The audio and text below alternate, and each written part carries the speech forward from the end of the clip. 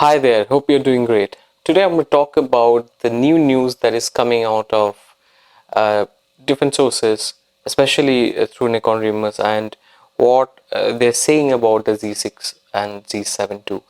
Focusing especially on the Z6 II because that's what I am personally interested in, and most buyers are looking for an upgrade for the Z6 II because it's a better hybrid camera than the Z7 II or the Z7.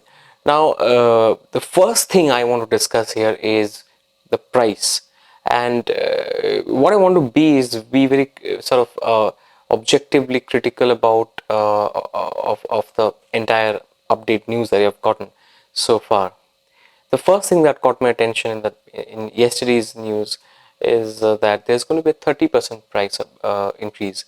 A 30% price increase will take the Z6 II to at least uh, around 2,300 US dollars, which is about 1.6 lakhs in India.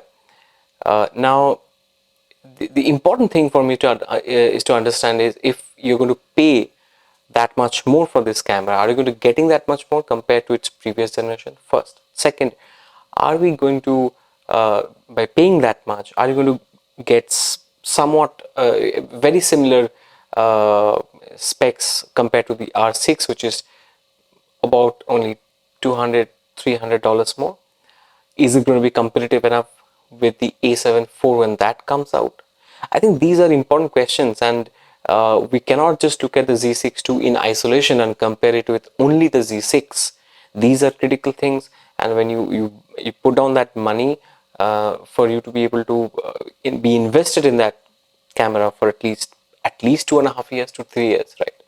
If you feel that you have to change the camera within a year, then that money is sort of wasted, because the moment you buy it, open the pack, it's 50% down in terms of value, right? That's how the resale values drop down very fast, especially when the product life cycles are getting shorter. Every 2 years, every sort of 20 months or 24 months, there's a significant upgrade in technology and capability in the cameras. The moment you buy a camera, and if it cannot stay with you for at least a year without trouble, without making you feel that you need to upgrade, you're not sure whether you've spent the money in the right way, in the right product. And that is where I'm coming from. To be honest, at the very outset, I'm a bit disappointed with the price increase. I was expecting some around, some 20% price increase, 30%, that 10% on a base of $1,800 or even $2,000 is a lot, right?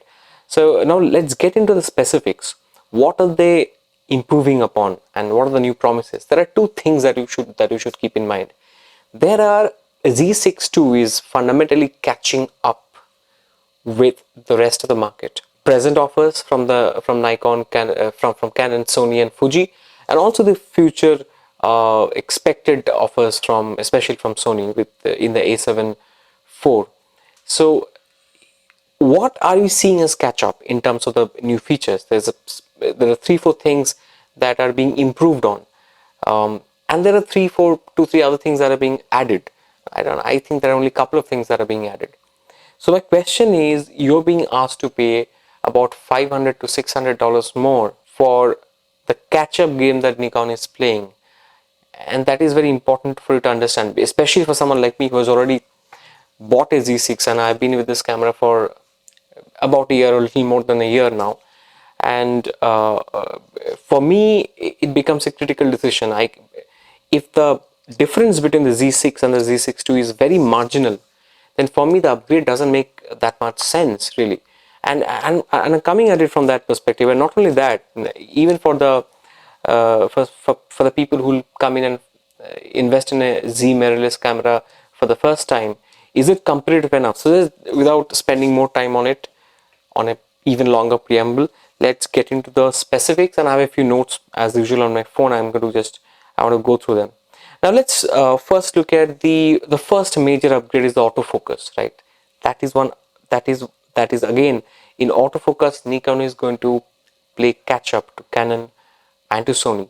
It's going to, even if it matches the Sony A7 III level, it's going to be a significant improvement. Even if it reaches up to EOS R after their latest upgrades, firmware updates, it's going to be a significant improvement compared to the firmware version 3 on Z6. The basic point is that it's still a catch up on autofocus, right? They have said that they're going to improve autofocus in IAF, animal AF, and tracking. These things should have been better, and I expect this to. I especially shoot in low light, especially when the sun is just setting during sunset times. That's my favorite time to go out and shoot, whether it's a model shoot or just street photography. uh, I like the colors and the tones that you get during that time. So, and I've often seen that the tracking does not work as expected in the Z6. The D750 is much better. The X-T3 that I'm recording this video on is also significantly better than the Z6. Now we know that it works at -2 EV in low light when it comes to focusing, and the new promise is that it's going to be working at -4 or 5. They haven't mentioned that 4 and 5 EV, and that is where I have a discomfort. This should have been done before. I think what I would expect is another firmware push into the Z6, and to make this more competitive. If I have to spend another $2,300 to ensure that I have a version of this camera that is slightly more reliable for autofocus during the scenes that during the situations, in the kind of situation that I like to shoot in, I think that's not fair. Okay, that's one discomfort. The second is second card slots. Now I don't care about the second card slot. So for me, this update is sort of meaningless. And a lot of people out there who care about the second card slot, for them it's a basic thing. For them it's a fundamental. It's like, the camera should take a picture. So for them it's as fundamental to taking a shot as that, having the 2 card slots. So for them it's not an upgrade, understand. It's still again a catch up to the desire in the market. Now third, grip with controls. I don't care about a grip so much, at least not right now. Maybe in future. I'm not thinking about that. I have never felt I can just hold it vertically and work with it. I can just hold it like this and work with it. I don't have a problem. Now there are a lot of people who want it to be far more hassle free, and they want a battery grip with the controls to be there. And for them, again, that's a basic feature for professionals who want a vertical grip, right? That's not an upgrade. That's again a catch up. And that's important to notice. Now, continuous burst shoot. Now the new promise is that it's going to be 14 shots per second, and with a deeper buffer of 99 pictures, 99 shots. Now that's great, but to me that's again a catch up, because remember, the Z6 can only shoot at 9 frames per second at 14-bit RAW with full autofocus and auto exposure, if I'm not wrong. So that there is a bit of handicap. So if you want to shoot at 12 frames per second on the Z6, you will have to compromise on the RAW, and you will have to shoot at 12-bit RAW and not at 14-bit. My expectation is that those extra I'm comparing that with 9 frames per second to 14 frames per second, and for me that's a decent upgrade. But again, that's sort of a catch up if you compare it with the X-T4, for example, or even X-T3, for example. It does nice 11 frames per second, or the Sony A7 III that does 10 frames, and the R6. These cameras have done it. So again, on this particular parameter, I think it's again a catch up. So the last 4 points, are essentially improvements that are supposed to be made on the Z6 to sort of shut the critics down a bit. There have been a lot of criticism on these issues, but let's now look at the real upgrades, the potential real upgrades, right? If you look at this price bracket and the kind of users you have, people who are essentially hybrid shooters, right? You'll expect, you see that they are expecting for a long time now, they want a flip screen. Now there has been no conversation on a flip screen. Even if you do not offer a flip screen, at least make this screen better for the photographers. I mean, this is a 2-way tilt screen, make it a 3-way tilt screen. If you're not doing that, what is the upgrade in this? There is no upgrade in the screen. Now I know that they have not promised it, but you have to justify those $500 or $600 extra on top of the Z6, right? So where is the value? I'm not seeing that value in the screen at least. I mean, that adds a lot of usability to the camera. Now the next upgrade is supposed to be the 4K 60p feature. Now that, the recent rumors, if because Nikon rumors is usually very accurate, that's what people say. Now if we're going to get 4K 60p, my expectation is that it's going to be a full sensor readout. But the latest rumors say that we're going to get 4K 60 but with a 1.7x crop. That is not done. This is not a Z5. This is not a $1,400 camera, which with a discount you'll probably can have at $1,300. This is not a $1,300 camera. This is a $2,300 camera by Nikon's own promise. So if this is going to cost you more than $2,000, it cannot have 4K 60 with a 1.7x crop. I mean, don't ask people to understand. I mean, I think that's an expectation to the in 2021, right? This is not a 2020 launch, the Z6II. The Z6II is a 2021 launch. In 2021, for that money, you expect 4K 60 without a crop. And the bigger problem is they're going to push that 4K 60 functionality with a firmware update. Now you get about 2 to 3 updates, or maybe maximum 4 firmware update pushes in your camera for its lifetime. You're going to waste, to me, you're going to be wasting one firmware update push in just giving you one of the major upgrades from Z6 to Z6II. That's not very interesting really, and especially if it comes with a crop. I think even if I would have understood still that when I ship the camera, it's going to come out with a 4K 60 but with 1.7x crop, but with a firmware update you're going to ensure that it now gives you a full sensor readout. I understand that the firmware update actually does some improvement, adds some improvement on the existing functionality. This is a basic promise from Z6II to have a decent 4K 60, because an $1,800 X-T4 has that, right?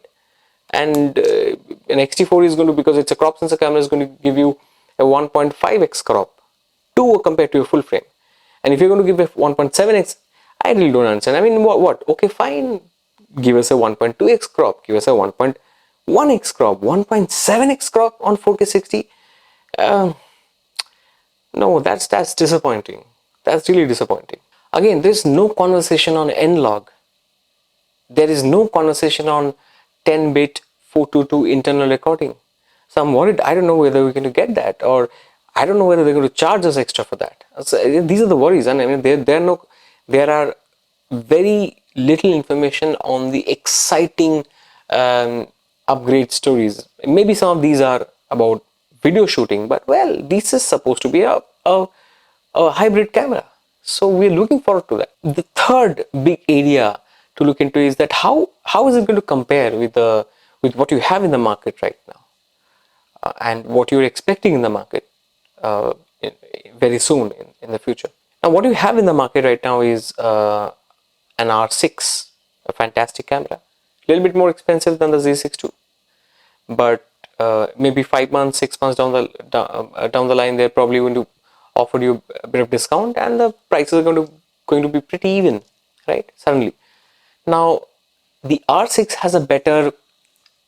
has a fantastic IBIS.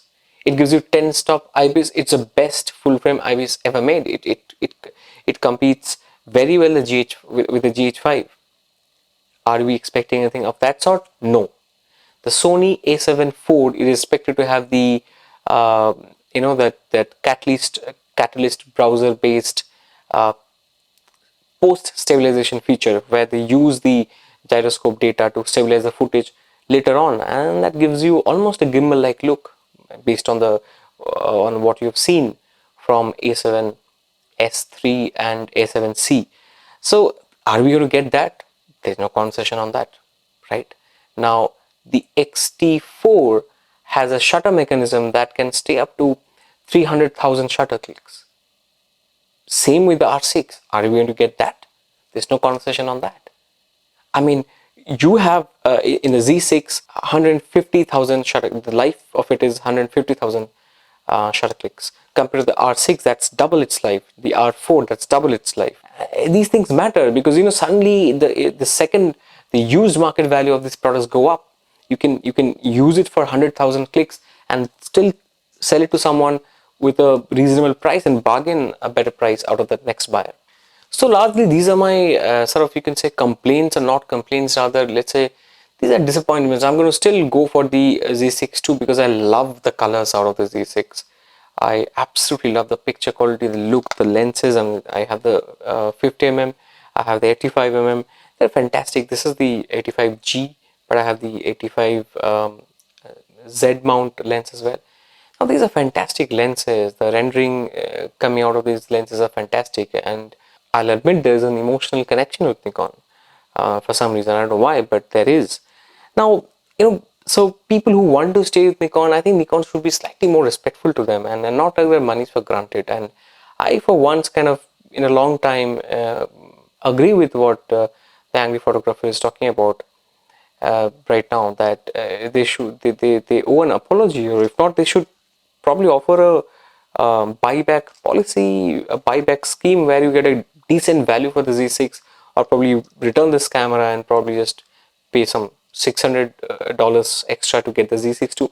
Well, that makes sense because they can use this chassis, they can use this body because there's no change in the body per se. They'll have to essentially change the internals, and they can probably, I don't know, I'm just saying. It was a very exciting news when it first came out, and suddenly it's not sounding that exciting. But I have sort of, my finances are planned up accordingly. I'm looking forward to buying it. I just hope that Nikon understands that these are important things that people are sort of looking forward to, and acts accordingly. I'm looking forward to getting much better news on October 14th than we've got so far. Thank you. Please stay safe, and see you again. Please subscribe, and please share what you think about this. This is my point of view, but I think a lot of people are probably feeling the same way. Okay, see you very soon. Bye.